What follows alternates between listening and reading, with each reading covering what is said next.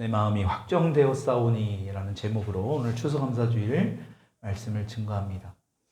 하나님은 오늘 추수감사주일 뿐만이 아니라 우리 삶에서 평소에도 감사하기를 원하십니다. 그러나 오늘 특별한 절기를 우리 가운데 주셔서 우리가 특별하게 또 이날을 감사하기를 원한다.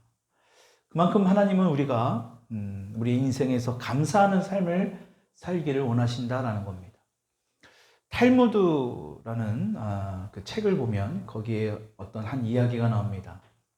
랍비의 가운데서 존경받는 그 아키바라는 사람의 이야기가 나오는데, 그 아키바라는 사람이 하루는 먼 길을 여행하게 됩니다.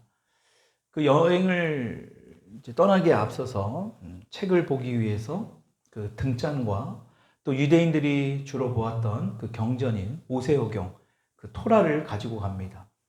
그리고 그때는 이제 알람 시계가 없으니까 시간을, 또 아침에 일어날 그런 시간을 알기 위해서 수탉 한 마리를 또 데리고 또 먼 길을 타고 가기 위해서 나귀를 데리고 이렇게 길을 떠나게 됩니다. 이렇게 여행을 하던 중에 너무나 어두워져서 한 마을을 이제 들어가게 되는데, 그곳에서 잠을 자야 하는데 외딴 사람인 이 아키바라는 랍비를 아무도 재워주지 않았습니다. 그래도 이 아키바라는 랍비는 하나님께 감사하면서 마을 저 한 구석에 천막을 치고 잠을 자게 됩니다. 근데 그 가운데서 잠이 오지 않으니까 이제 토라를 보려고, 모세오경을 보려고 이제 등잔에 불을 켭니다. 그래서 등불을 이렇게 켜놨는데 바람이 너무 세게 불어서 아무리 등잔에 불을 켜도 계속 꺼지는 겁니다. 그럼에도 이 아키바라는 랍비는 하나님 앞에 계속 감사하였다고 합니다. 이제 더 이상 토라를 볼 수 없으니까 잠을 자려고 다시 이제 누웠는데, 이번엔 가까이에서 어떤 그 짐승의 그 울부짖는 소리가 들리게 됐다라는 거예요. 그러자 자신이 타고 왔던 그 나귀와 시간을 알려주려고 데려왔던 그 수탉이 다 이 짐승 소리를 듣고 다 도망갔다라는 겁니다. 이 먼 길을 가기 위해서는 이 절대적으로 나귀가 필요하고 이 수탉이 필요한데, 이 랍비가 이 랍비에게는 이것을 다 잃어버리게 돼버린 겁니다. 근데도 이 랍비는 불평하지 않고 하나님이 이 상황도 분명히 더 좋은 상황으로 만들어 주실 거야 하면서 감사를 드렸다고 합니다. 그런데 그 다음날 아침에 보니까 그 지난밤에 이 랍비가 묵으려고 했던 그 마을에 엄청난 그 떼강도들이 그 마을을 공격해서 많은 사람들이 죽고 다치는 그런 끔찍한 일이 벌어졌다라는 거예요.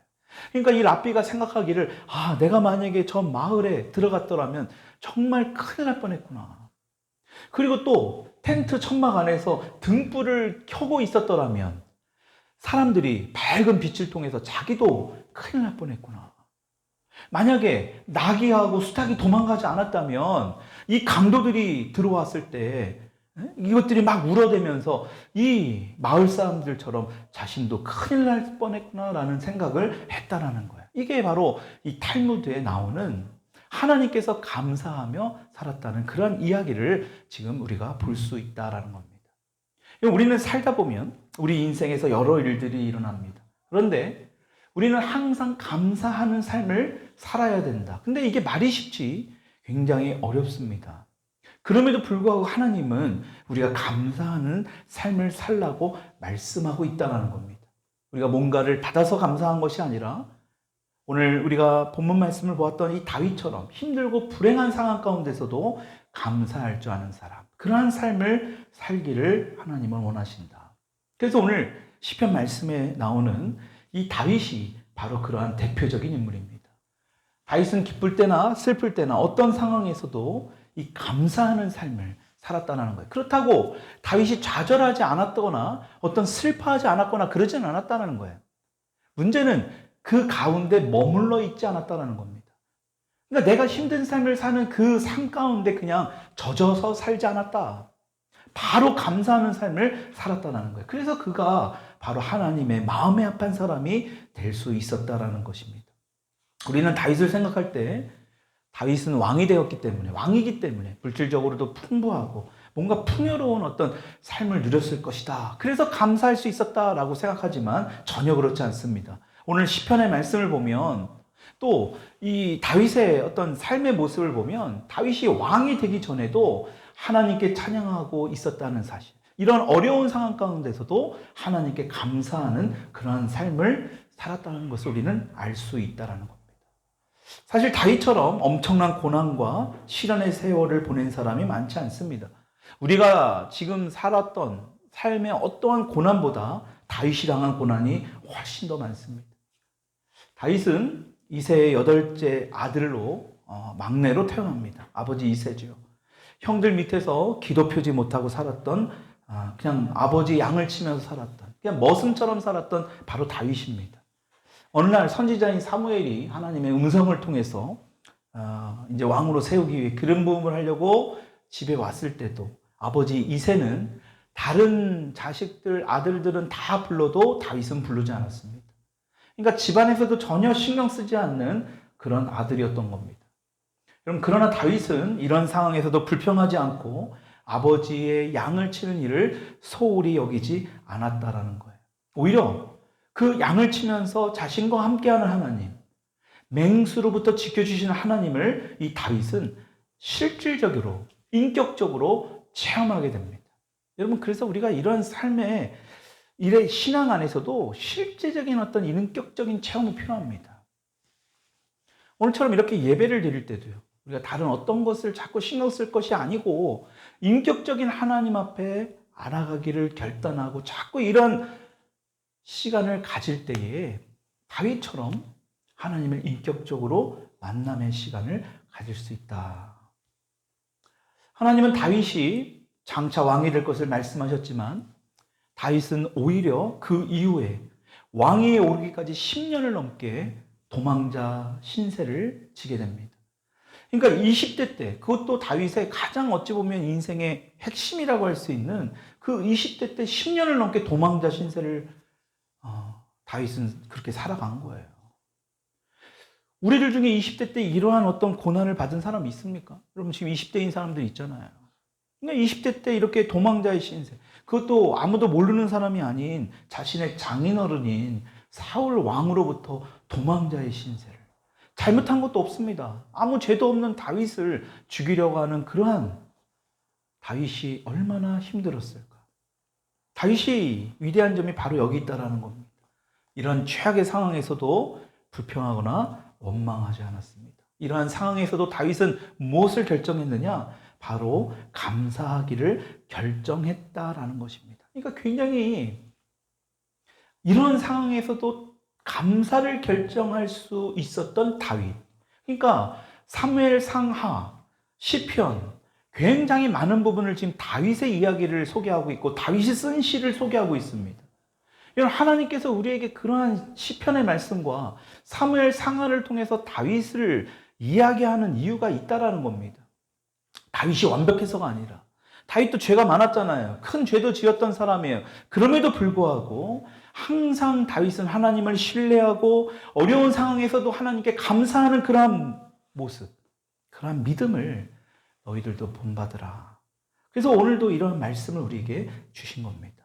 오늘 본문 말씀은 다윗이 도망자 시절 초기에 사울의 추격을 피해 사울이 계속해서 공격하고 죽이려고 하니까 아둘람이라는 이 동굴 속에 숨어 지냅니다.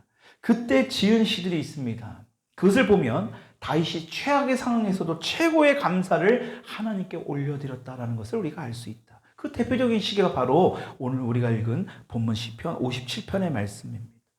여러분, 이것을 읽을 때 단순히 감사와 기쁨의 찬송으로 우리가 생각할 게 아니고 앞에 달린 부제목을 다시 한번 봐야 됩니다. 57편 위에 보면 그 소제목으로 이렇게 나옵니다. 뒤에 보면 다윗이 사울을 피하여 뭐라고 나옵니까?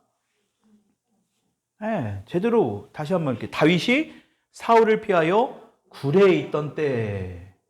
여러분, 다시 말하면 비를 피하기 위해서 동굴에 들어간 것이 아니라 죽이려고 자신을 쫓아오는 사람을 피해 동굴에 숨어 있었던 그런 상황이라는 겁니다. 그런 상황 가운데 이런 노래를 했다. 이런 시를 지었다. 자, 1절, 2절 같이 한번 읽읍시다. 시작. 하나님이여 내게 은혜를 베푸소서, 내게 은혜를 베푸소서. 내 영혼이 주께로 피하되 주의 날개 그늘 아래에서 이 재앙들이 지나갈까지 피하리이다. 내가 지존하신 하나님께 부르짖으며 곧 나를 위하여 모든 것을 이루시는, 여러분 이런 상황에서 간절히 하나님만 바라보고 있는 것이 지금 다윗의 모습입니다. 어떤 원망이나 불평이 느껴지지 않습니다. 다윗은 하나님만 의지하면서 그분을 간절히 부르짖고 있었다라는 것. 이것을 세번역 성경에는 이렇게 나와요. 앞에 띄우는 말씀인데 같이 읽어봅시다. 참으로 하나님 나를 불쌍히 여겨주십시오. 불쌍히 여겨주십시오. 내 영혼이 주님께로 피합니다. 이 재난이 지나기까지 내가 주님의 날개 그늘 아래로 피합니다.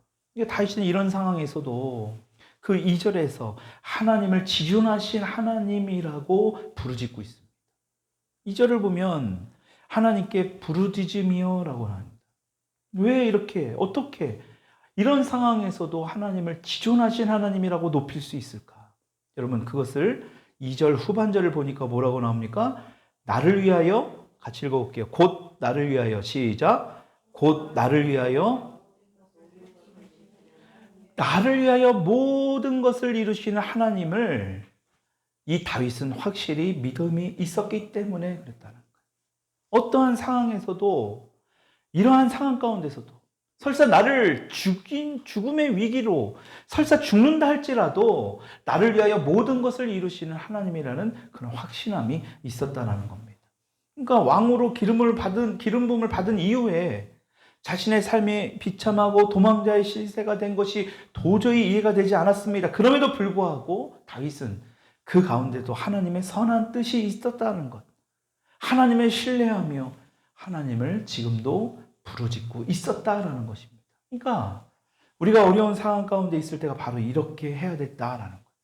어려울 때 원망하고 불편할 게 아니라, 제가 지난주에도 한 말씀드렸잖아요. 우리가 이 한 주 동안 매년 맞는 추수감사주일인데 이 추수감사주일 정말 이 한 주만이라도 우리가 감사한 것이 무엇인지를 생각하면서 기록도 해보면서 적어보면서, 여러분 그것을 하지 않으면 이 감사는 금방 우리의 삶에서 원망과 불평으로 바뀌어질 수밖에 없습니다. 내가 어떠한 이러한 상황에도 다윗과 같은 어려움을 우리는 비교할 수 없죠. 여러분들을 누가 죽이려고 하지는 않잖아요. 다윗하고는 비교할 수 없는 어떤 그 어려움입니다. 그렇죠? 우리가 당하는 어려움은. 근데 그 어려움을 당했을 때 우리는 어떻게 반응하느냐라는 거예요. 하나님을 원망할 때도 있죠. 근데 대개는 물론 하나님을 원망할 때도 있지만 대부분은 제3자의 어떤 사람을 비난할 상대를 찾습니다. 그래서 어떡합니까? 이렇게 어렵게 된 상황이 저 사람 때문이다.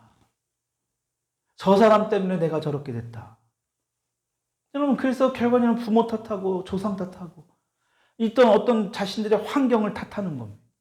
여러분 그러나 어렵다고 원망하고 불평하고 있을 게 아니라, 괴롭다고 낙심만 하고 있을 게 아니라, 그럴 때 할 일은 오늘 말씀을 통해서 볼 게 하나님께 무릎 꿇고 부르짖으며 나아가는 것. 여러분 그것이 바로 다윗이 고통 중에 행했던 일이라는 것입니다.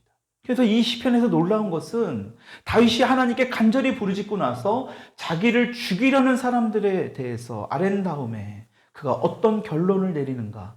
우리 3절의 말씀 같이 읽어봅시다. 그가, 시작.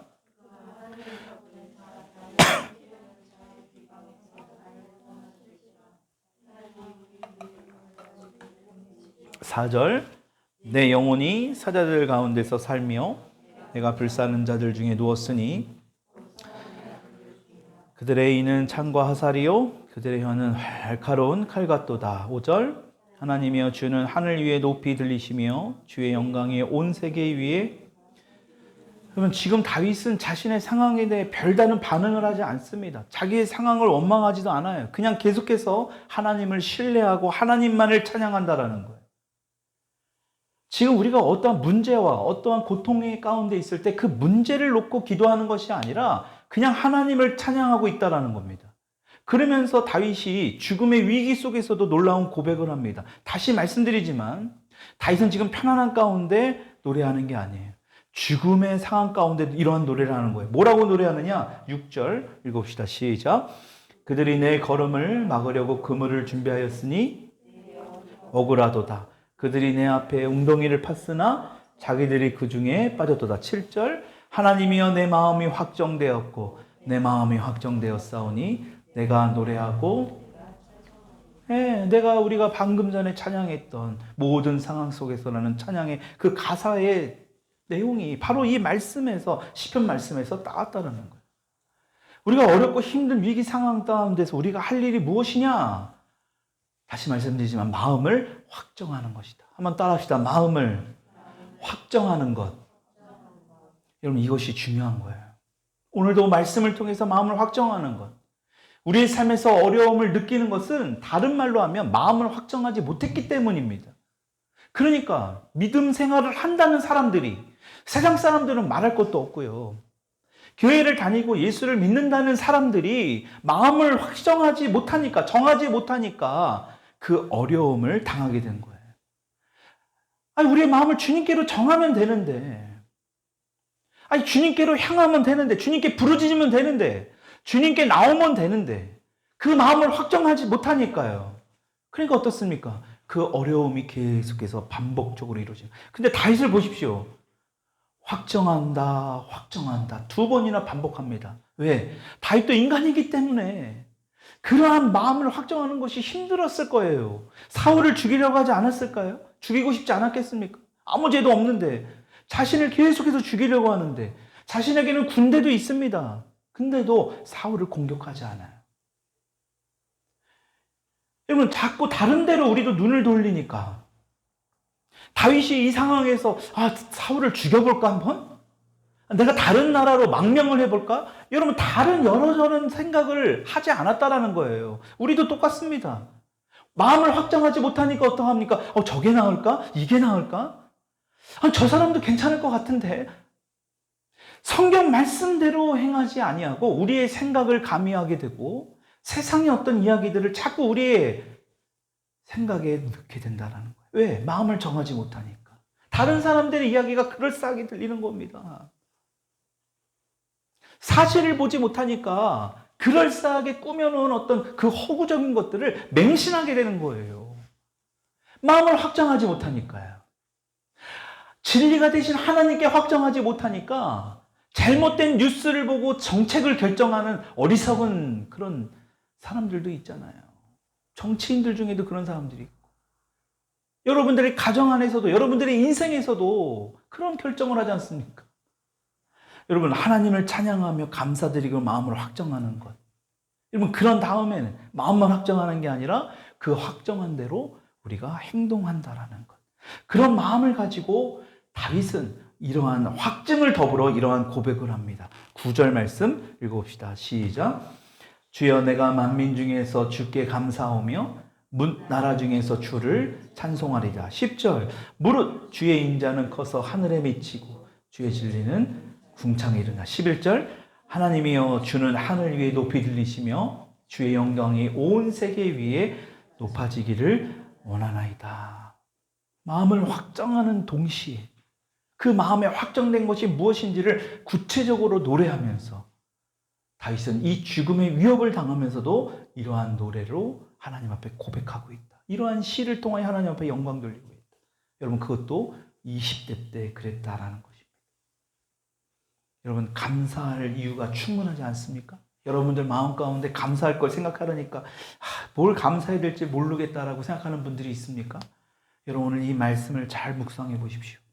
여러분들이 경험한 20대하고는 비교할 수 없는 다윗은 엄청난 고난과 고통 가운데 하나님 앞에 부르짖고 또 그 마음을 확정하는 그런 결단을 하는 다윗을 우리가 볼 수 있다는 거예요. 여러분 다시 말씀드리지만 우리가 고난을 당하고 우리의 어려움을 당하는 것은 하나님께 우리의 마음을 확정하지 않았기 때문에 그렇다는 거예요. 설사 우리의 마음을 확정했을 때라도 그 고난이 우리 가운데 없다라는 게 아닙니다. 분명히 있습니다. 하나님께 확정하더라도 우리의 삶은 이 땅에서 어려움이 있을 수 있어요. 그러나 문제는 뭐냐? 그 어려움과 고난을 반드시 이겨낼 수 있다는 거예요. 우리가 예배를 통하여 말씀을 통하여 기도를 통하여 그 어려움은 반드시 이겨낼 수 있다라는 사실. 여러분 오늘 이 말씀을 통하여 여러분들의 삶에서 특히 24년도 얼마 남지 않은 24년도도 정말 하나님 앞에 감사와 영광을 올려드립니다. 특히 오늘 여러분들의 삶에서 또 여러분들의 가정 안에서 감사를 나누며 실제로 정말로 하나님 앞에 감사하는 영광을 올려드리는 오늘 저와 여러분들이 될 수 있기를 주님의 이름으로 축원합니다. 우리 같이 이 시간 기도하십시다.